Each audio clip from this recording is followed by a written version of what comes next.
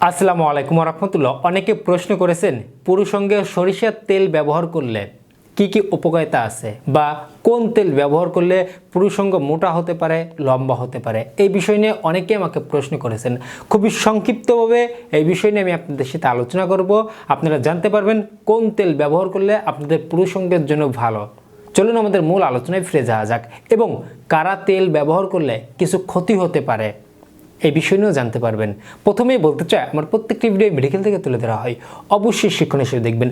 বয়সন্ধিকালে পা দেওয়ার পরে আমাদের পুরুষ হরমোন কাজ করার কারণে আমরা বিপরীত লিঙ্গের দিকে একটা আকর্ষণ কাজ করে, পুরুষরা মেয়েদের দিকে আর মেয়েরা ছেলেদের দিকে একটা আকর্ষণ কাজ করে। যখন আমরা বুঝতে পারি যৌবন সম্পর্কে, যখন আমাদের পেনিস মাত্র উত্থান হওয়া শুরু করে, বর্তমান যুগে দেখা যাচ্ছে আমাদের অতীত জেনারেশন থেকে এখন জেনারেশন একটু বেশি সহজে মেয়েদের স্পর্শ পাচ্ছে, সহজে মেয়েদের শরীর দেখতে পারছে, বিভিন্ন পর্ন ভিডিওগুলো দেখতে পারছে এবং বর্তমান বন্ধু বা ফ্রেন্ড সার্কেলও কিন্তু অনেক পুরুষের বা অনেক ছেলেদের একটু বেশি হয়ে থাকে। এই কারণে কিন্তু দেখা যাচ্ছে নিজের যৌবনের প্রতি যখন একা থাকে, একাকিত্ব সময় কিন্তু নিজের যৌবনের প্রতি একটু বেশি আকৃষ্ট হয়ে যায়, যার কারণে কিন্তু দেখা যাচ্ছে যে আস্তে আস্তে সে নিজের মধ্যে যৌবনের ফিলিংসটা অনুভব করার কারণে কিন্তু হাতের মাধ্যমে বদ অভ্যাসে লিপ্ত হয়ে যায়। আর এই বদ অভ্যাসটা যখন আস্তে আস্তে অতিরিক্ত পরিমাণে হয়ে যায়, তখন দেখা যাচ্ছে যে আস্তে আস্তে বড় একটা নেশার মধ্যে পড়ে যায়। তখন হয় কি যে নিজের সাথে যখন মিলিয়ে যায়, যখন একটু অতিরিক্ত হয়ে যায়, তখন পুরুষঙ্গ একটু ঢিলঢাল কোয়ালিটির, একটু নিস্তেজ অবস্থা, পাশাপাশি একটু রগ জেগে যাওয়া, আগামোটা গোড়া চিকুন, এই সমস্যাগুলো হওয়া, এই বিষয়গুলো কিন্তু অনেকের মাঝেই কাজ করে।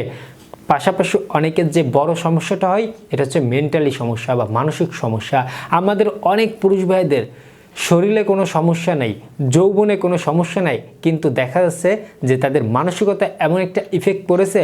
আমি তো দীর্ঘদিন হস্তমৈথুন করেছি, আমি তো দীর্ঘদিন মাস্টারবেশন করেছি, আমার হয়তোবা আস্তে আস্তে আমার যৌন শক্তি নষ্ট হয়ে গেছে, এখন আমি পুনরায় ফিরে পাবো না। এই চিন্তা ভাবনার করার কারণে কিন্তু দেখা যাচ্ছে সে শারীরিকভাবে যতটা ভালো আছে তার থেকে মনের দিক দিয়ে খারাপ আছে বেশি।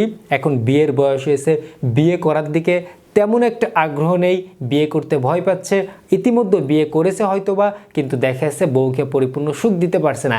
এটার অন্যতম কারণ হচ্ছে মনের দিক দিয়ে আপনার জোর নেই, মনের দিক দিয়ে আপনি দুর্বল হয়ে গেছেন। আমি আপনাদের একটি কথা বলতে চাই, আপনারা অনেকেই রয়েছেন যে নিজে সুস্থ আছেন কিন্তু মনের দিক দিয়ে অসুস্থ রয়েছেন, তাদের বলতে চাই অবশ্যই নিজের মনকে পরিবর্তন করুন, ইনশাল্লাহ ভালো একটা রেজাল্ট চলে আসবে। যে কথা বলতেছিলাম যে যারা অতিরিক্ত হস্তমৈথুন করে তাদের চিন্তাভাবনা আসে আমার পেনিস কীভাবে মোটা করব, কিভাবে বড় করব, কিভাবে সুন্দর রাখবো। আমি আপনাদের শুরুতে একটি কথা বলে দিতে চাই যে পেনিসে কোনো তেল ব্যবহার করলে সেটা যে পেনিসের জন্য অনেক বড় উপকারী ভূমিকা পালন করে, সেটা সরিষার তেল হোক বা জোকের তেলও আপনারা রাস্তাঘাট থেকে কিনে ব্যবহার করেন বা যে কোনো কিছু হোক, আমার জানা মতো তেমন একটা পজিটিভ রেজাল্ট আসে না। হ্যাঁ, এখন সরিষার তেল, নারকেল তেল এগুলো আমাদের স্কিনের জন্য ভালো, সেই অনুপাতে আপনার পেনিসের জন্য ভালো হতে পারে। তার মানে এই না যে আপনার পেনিস মোটা হবে, লম্বা হবে। আমার জানা মতে এখন পর্যন্ত পেনিসকে মোটা বা লম্বা করার মতন এই দুনিয়ায় কিছু বের হয় নাই। যদি হতো আপনি ক টাকার মালিক, অনেক বিত্তবান ব্যক্তি আছে, অনেক টাকার বিনিময়ে তাদের পেনিসটা নিজের মনের মতন করার মতন লোক এই দুনিয়ায় রয়েছে, কিন্তু কোনোভাবে সম্ভব না।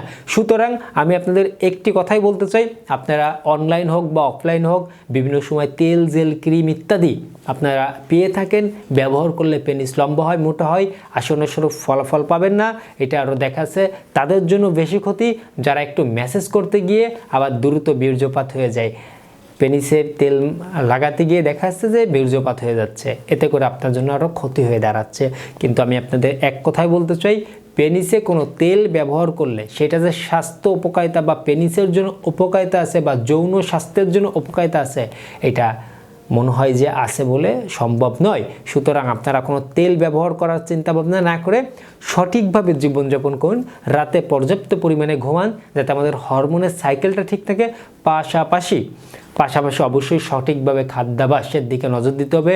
সবুজ শাক সবজি, সিজনাল ফল, ডিম, দুধ, মাছ, মাংস, বীজ জাতীয় খাবার, কিশমিশ, খেজুর, ছোলা, বুট এই খাবারগুলো প্রাধান্য দিতে পারেন। এগুলো আপনাদের পুরুষের যৌন শক্তি বৃদ্ধি করতে সহযোগিতা করে। অবশ্যই বয়স হলে বিয়ে করে নেবেন, বেশি লেট করবেন না, তাহলে আপনার যৌন স্বাস্থ্যের দিকে আরও ক্ষতি হয়ে দাঁড়াবে। যদি নিজেকে একান্ত রোগী মনে হয়, একজন বিশেষজ্ঞ ডাক্তার পরামর্শ নিতে ভুলবেন না। সবাই ভালো থাকবেন, সুস্থ থাকবেন, সকলের সুস্বাস্থ্য কামনায় আজকের মতো এখানেই শেষ করছি। ধন্যবাদ সবাইকে।